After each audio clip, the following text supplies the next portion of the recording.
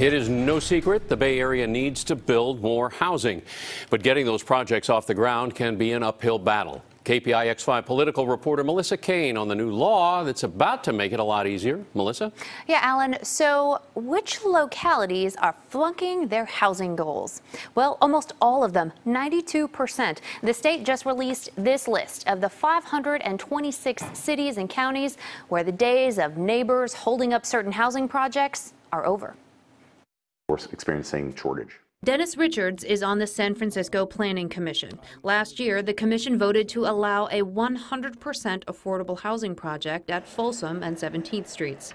But at the last minute, one of the residents, I believe on Folsom Street, filed the infamous DR, discretionary review, which stopped everything, and we had to hold a hearing at the planning department based on the filer's concerns. I mean, projects are going to cause problems. The commission allowed the project to move ahead, but the opposition meant that it was delayed by several months.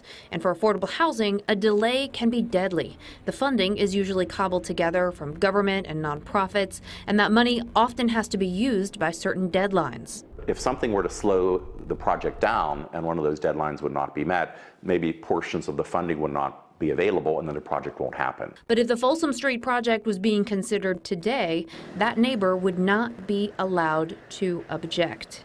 It's because of a new law called SB 35, written by State Senator Scott Wiener. For my bill, SB 35, which will streamline the housing approval process in communities that are not meeting their housing goals. Generally, under the law, in places where there is not enough housing, a project that complies with zoning requirements has to be approved. Case in point, there's a new plan to tear down the McDonald's at Haight and Stanton Streets to build a 100% affordable housing project.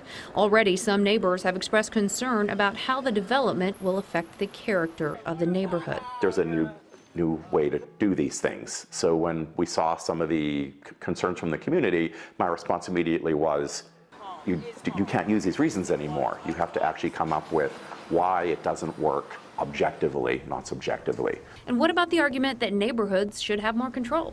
You set the zoning. You got the local control in the beginning. So you're only adhering to your own rules. Now, the League of California Cities opposed SB 35. They say the reason there's not enough affordable housing is the lack of funding. And if you want to check out the list of affected communities for yourself, you can find it at cbssf.com. Melissa Caen, KPIX 5.